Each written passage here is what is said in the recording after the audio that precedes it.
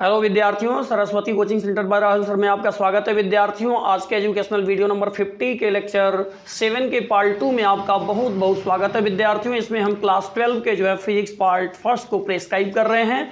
विद्यार्थियों, हमें पूरी आशा है कि आप लेक्चर नंबर 7 के पार्ट 1 को देख करके ही लेक्चर नंबर 7 के पार्ट 2 में आएंगे।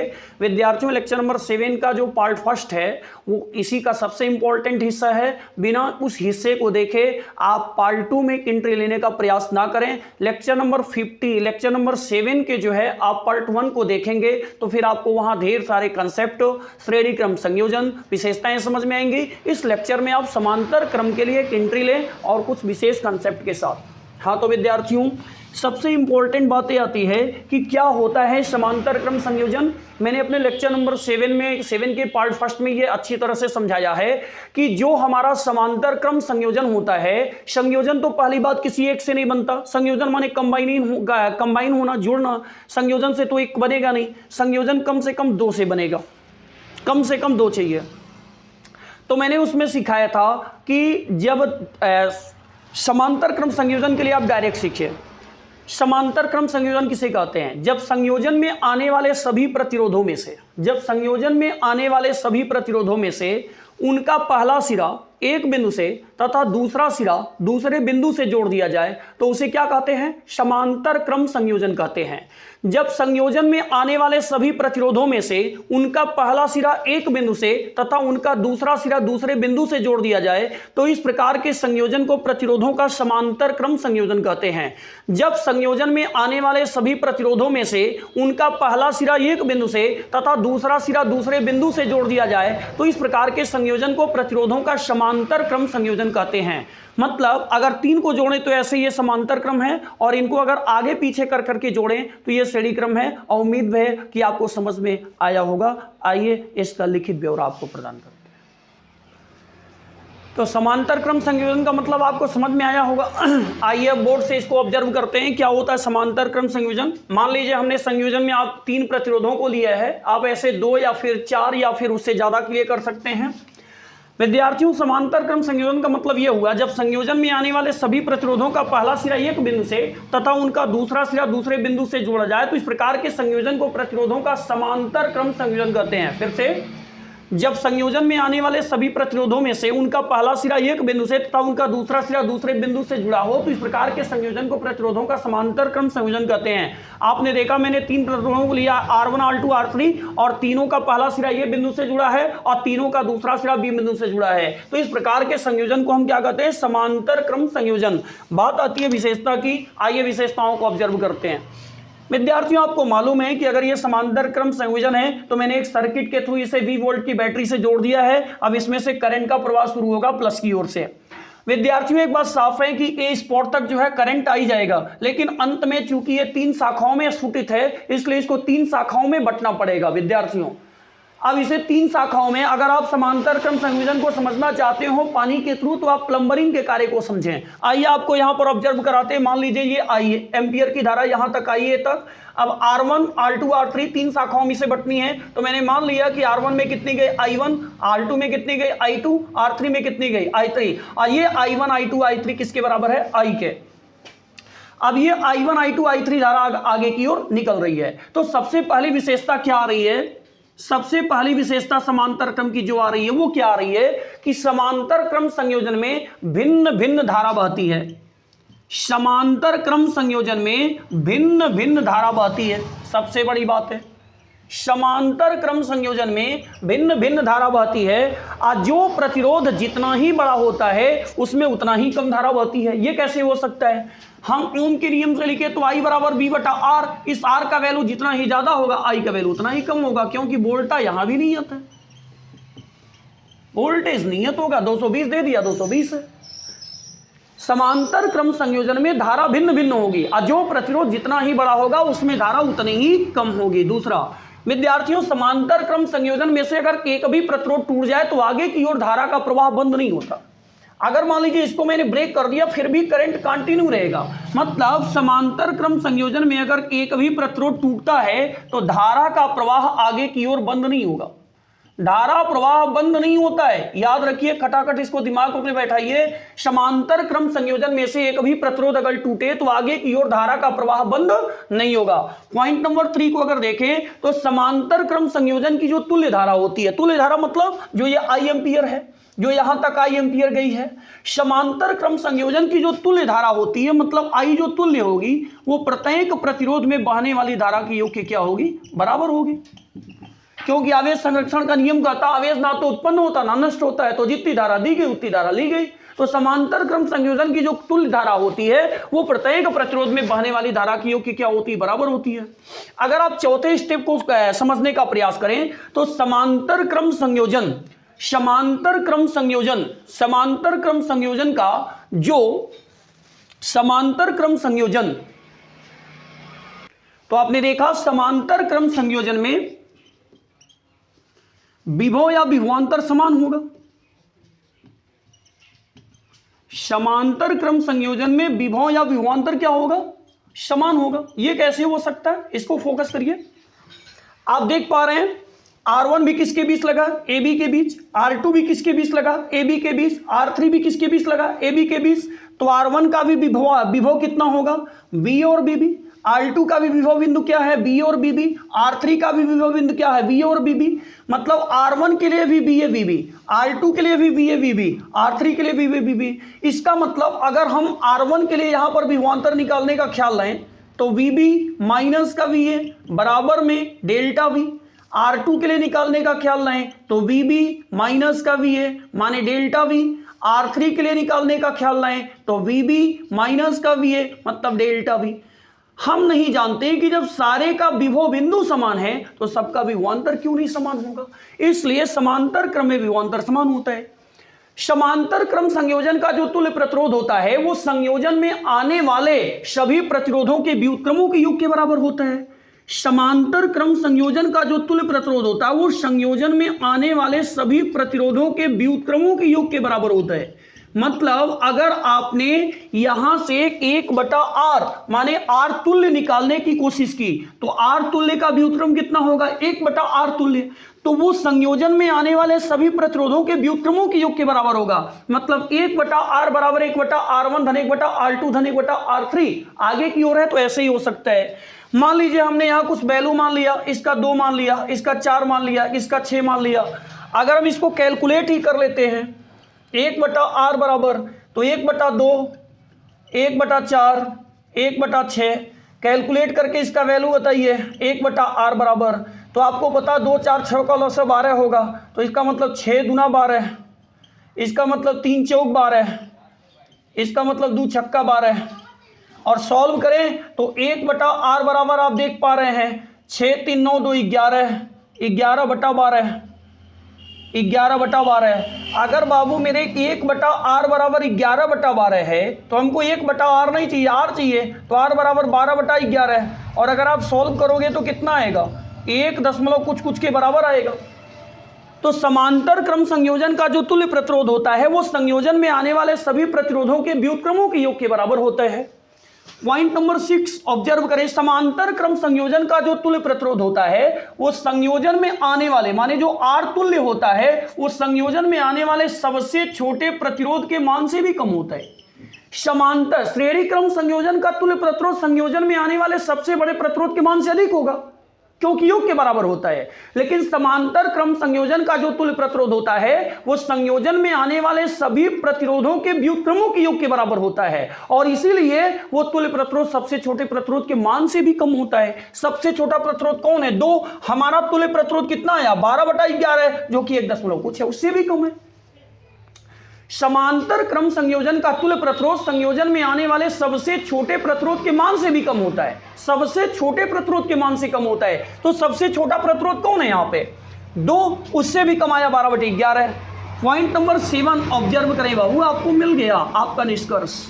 समांतर क्रम संयोजन का तुल्य प्रतिरोध संयोजन में आने वाले सबसे छोटे प्रतिरोध के मान से कम होता है। इस आधार पर एक कहानी रची जा रही है कि समांतर क्रम में, फोकस करिएगा, समांतर क्रम में क्या मिला, अगर हम यहां पर R लिखें तो R मीन हो जाएगा। क्यों, क्योंकि समांतर क्रम संयोजन में जोड़े गए प्रतिरोधों का तुल्य प्रतिरोध संयोजन में आने वाले सबसे छोटे प्रतिरोध के मान से कम होगा, तो इसका मतलब आर्मीन होगा। और अगर 1 आर्मीन का संबंध आई से बना है तो आर्मीन हुआ माने आई कम हो गया, तो फिक्स है आई आर्मीन हो गया माने आर कम हो गया, तो आई मैक्स हो जाएगा। आपकी वो टॉप क्लास की बात समझ में आ गई है। प्रतिरोधों के जोड़ने का उद्देश्य, इंटेंशन क्या था? ताकि सर्किट में धारा का मान कम या ज्यादा किया जा सके। ओम ने कहा कि R बराबर B बटा आई होता है, तो I बराबर B बटा आर वोल्टा कांस्टेंट हुई, INT प्रोपोर्शनल R का वैल्यू कम होगा, I का वैल्यू बढ़ेगा, R का वैल्यू बढ़ेगा, I का वैल्यू घटेगा। श्रेणी क्रम में आपने देखा R बढ़ गया था, R मैक्स हुआ था। अगर श्रेणी क्रम में R मैक्स हुआ तो I min हो जाएगा। समांतर क्रम में आपने देखा, समांतर क्रम में जोड़े गए प्रतिरोधों का तुल्य प्रतिरोध संयोजन में आने वाले सबसे छोटे प्रतिरोध के मान से भी कम होता है, यानी R min हो जाएगा, और R min हो जाएगा तो I मैक्स हो जाएगा। एकदम बिल्कुल यहां तक की बातें आपको समझ में आ गई होंगी। यहां तक का स्क्रीनशॉट लीजिए, फिर हम इस स्टेप का डेरिवेशन करते हैं। तो आपने यहां से एक निष्कर्ष प्राप्त किया है, इसे आप अपनी कॉपी में जरूर समराइज करिएगा। संयोजन बनाने के उद्देश्य में आपने देखा था टोटल डिपेंड था INT प्रोपोर्शनल 1/R, कि मतलब वो लोग R को या तो कम करना चाहते थे या तो ज्यादा करना चाहते थे, ताकि सर्किट में या तो I कम हो जाए या तो ज्यादा हो जाए। मतलब या तो वो R के वैल्यू को क्या करना चाहते थे, कम, और या तो R के वैल्यू को क्या करना चाहते थे, ज्यादा। या तो ज्यादा करना चाहते थे या तो कम। इससे क्या मिलता कि जब R का वैल्यू ज्यादा मिलता तो I का वैल्यू कम हो जाता, और जब R का वैल्यू जो है कम मिलता तो I का वैल्यू ज्यादा हो जाता। अपने टारगेट को पूरा कर लिया है। सबसे पहले जो है उन्होंने जो है श्रेणी क्रम में जोड़ दिया, और श्रेणी क्रम में जब जोड़ा उन्होंने तो उसमें देखा कि R मैक्स हुआ, और जैसे R मैक्स हुआ तो I min हो गया। और बाद में उन्होंने समांतर क्रम में जोड़ा, तो समांतर क्रम में जब जोड़ा तो उन्होंने देखा R min हुआ तो I मैक्स हो गया। हमें उम्मीद है कि आप इस बात को समझेंगे। आइए गणितीय व्याख्या स्टार्ट करते हैं। विद्यार्थियों, हम जानते हैं, मैंने आपको पहले लेक्चर नंबर अपने 7 के पार्ट फर्स्ट में बता दिया है कि डेरिवेशन वहीं से शुरू होना चाहिए जहां व्यंजक जो है भिन्न हो। आपने श्रेणी क्रम में देखा था कि श्रेणी क्रम संयोजन में विभवांतर भिन्न था, और समांतर क्रम संयोजन में धारा भिन्न है। अब आप यहां पर लिखेंगे चूंकि समांतर क्रम में I भिन्न भिन्न है, और अगर I भिन्न भिन्न है तो ओम के नियम से चलें। ओम के नियम से अगर आप इसे ओम के नियम पर लगाएंगे, गौर से देखें तो ओम जी कहते हैं I के संदर्भ में सबसे पहले तो आप ये बताएं I बराबर B बटा R, ये हमारा समीकरण नंबर 1 है। तो I बराबर V बटा R पूरे संयोजन के लिए क्या होगा? पूरे संयोजन के लिए अगर I बराबर V बटा R को पूरे संयोजन पर लागू करें तो क्या होगा? इसका मतलब I1 आएगा, तो I1 बराबर B बटा R1। इसका मतलब I2 आएगा, तो I2 बराबर क्या होगा? V बटा R2। इसका मतलब I3 आएगा, तो I3 बराबर B बटा R3। और ये समीकरण इस बात का द्योतक है, इस बात का संकेत है कि समांतर क्रम संयोजन में धारा भिन्न भिन्न होगी, लेकिन विभवांतर क्या होगा? समान। चूंकि समांतर क्रम संयोजन की तुल्य धारा भी हमने पढ़ी है, समांतर क्रम संयोजन की तुल्य धारा हमने पढ़ी है। समांतर क्रम संयोजन की तुल्य धारा माने I बराबर क्या होती? I1 plus I2 plus I3। ये हमारी समीकरण नंबर 3 है। एक काम करते हैं, समीकरण 2 से I1 I2 I3 का मान समीकरण 3 में रख देते हैं। तो जैसे ही रखेंगे तो आपको क्या मिलेगा? फोकस करें, I बराबर B बटा R1 B बटा R2 और V बटा R3। अगर आप इसे साइड में लाएं तो इसको एक बार ऐसे करें, I बराबर सब में से V कॉमन निकल जाएगा, तो V कोष्टक में 1 बटा R1 1 बटा R2 और 1 बटा R3। अगर आप इसे समीकरण नंबर 4 घोषित करके देखें, समीकरण 1 और 4 की तुलना करें तो दोनों के LHS बराबर हैं, या फिर 1 से I का वैल्यू समीकरण 4 में रखें। तो मैं यहां आपको समझाने के लिए बताता हूं, समीकरण 1 व समीकरण 4 से, समीकरण 1 व समीकरण 4 से। तो आप देख रहे हैं I का वैल्यू B बटा R है, तो B बटा R बराबर B इधर है, यहां पर लिखते हैं 1 बटा R1 1 बटा R2 1/r3। आपने फोकस किया, v से v कैंसिल है तो फिक्स है, 1/r बराबर 1/r1, 1/r2, 1/r3। That is to be final proved हुआ कि समांतर क्रम संयोजन में जुड़े प्रतिरोधों का तुल्य प्रतिरोध संयोजन में आने वाले सभी प्रतिरोधों के व्युत्क्रमों के योग के बराबर होता है। आपने डेरिवेशन को फाइनल किया, हमें उम्मीद भी है कि आपको पूरी तरह समझ में भी आया होगा। स्टेप का स्क्रीनशॉट लीजिए, फिर मैं आपको आगे की ओर कुछ इंपॉर्टेंट बातों के बारे में बताता हूं, फिर उसके बाद इस लेक्चर को फिनिश करते हैं। लेक्चर नंबर 7 यहीं पर जो है फिनिश होगा। आपने समांतर क्रम संयोजन से सीखा कि 1/r बराबर 1/r1 प्लस 1/r2। यदि हम इसे 2 के लिए समझाएं, यदि यह समीकरण R1 व R2 के लिए लिखा जाए, R1 R2 के लिए लिखा जाए, तो इसका मतलब साफ है कि 1/r बराबर 1/r1 प्लस 1/r2 ऐसे भी लिखा जा सकता है, या फिर इसे 1/r बराबर 1/ यहां पर ये जाएगा, यहां पर ये जाएगा, तो इसका मतलब इसको लिख सकते हैं R2 और प्लस में R1 और पूरे के बटा लिख सकते हैं R1 इंटू में R2, ऐसे भी लिख सकते हैं। लेकिन ये वैल्यू 1/r का है, ये भी सही है। अगर हम इसको ऐसे लिखें R बराबर, तो ऊपर के नीचे चले जाएंगे, तो इसका मतलब R1 इंटू R2 और पूरे के बटा प्लस में अरेंजमेंट हो सकता है, प्लस में स्थानांतरण हो सकता है, तो इसका मतलब R1 प्लस R2 लिख सकते हैं।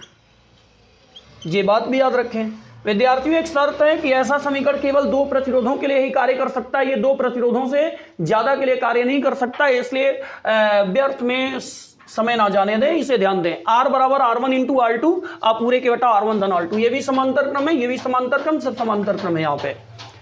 अब एक इंपॉर्टेंट बात आती है, जो नोट्स लग रहा है यहाँ पे, वो क्या है कि इंपॉर्टेंट नोट्स, वो नोट्स क्या है? जैसे आपने श्रेणी क्रम में सोचा था कि मान लिया R ओमेगा के यन प्रतिरोध श्रेणी क्रम में जुड़े हैं, ऐसे आप यहां सोचिए, माना R ओमेगा के यन प्रतिरोध समांतर क्रम में जुड़े हैं।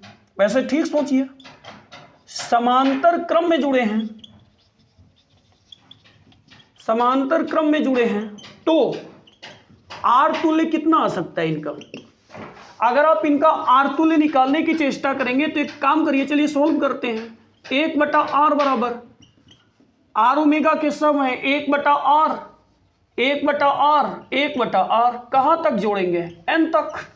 अगर इसको आप जोड़ने की चेष्टा करें तो साफ बात है 1/r बराबर R सब कॉमन हो जाएगा, एक ऊपर है, इसका मतलब इसमें n का गुणा हो जाएगा, तो इसका मतलब साफ है कि ये सब में n का अगर गुणा होगा तो 1/r और बाहर में कितने आ रही है n, तो 1/r का मतलब क्या हुआ? n/r। हमें 1/r नहीं चाहिए, हमें r चाहिए, तो r बराबर क्या हो जाएगा? r/n। अब ये r क्या है? ये r शुरू से आपने तुल्य माना है, r तुल्य बराबर r/n। मतलब क्या निकला यहां से? मतलब एक निकल रहा है कि अगर आपने R ओमेगा के यन प्रतिरोधों को श्रेणी क्रम में जोड़ा है, अगर आपने R ओमेगा के यन प्रतिरोधों को श्रेणी क्रम में जोड़ा है, तो उनका तुल्य प्रतिरोध होता है यन इंटू R। माने एक प्रतिरोध में प्रतिरोधों की संख्या का गुणा कर दो, और अगर आपने R ओमेगा के यन प्रतिरोधों को समांतर क्रम में जोड़ा है, तो उनका तुल्य प्रतिरोध होता है R/n। माने एक प्रतिरोध में प्रतिरोधों की संख्या का भाग लगा दो, एक प्रतिरोध के वैल्यू में प्रतिरोधों की संख्या का गुणा हो जाए तो R तुल्य आता है श्रेणी क्रम से, और एक प्रतिरोध में प्रतिरोधों की संख्या का भाग लग जाए तो R तुल्य आता है समांतर क्रम से। इस प्रकार से हमारे एजुकेशनल वीडियो नंबर 50 का लेक्चर नंबर 7 का पार्ट 2 और पार्ट से फर्स्ट दोनों कंप्लीट होता है। विद्यार्थियों, हमें उम्मीद है कि आप इन दोनों पार्टों को देख करके अपने एग्जाम को कंफर्टेबल बनाएंगे और आगे की तरकीब को समझने में अपनी खुद की मदद करेंगे। धन्यवाद विद्यार्थियों, थैंक यू फॉर वॉचिंग।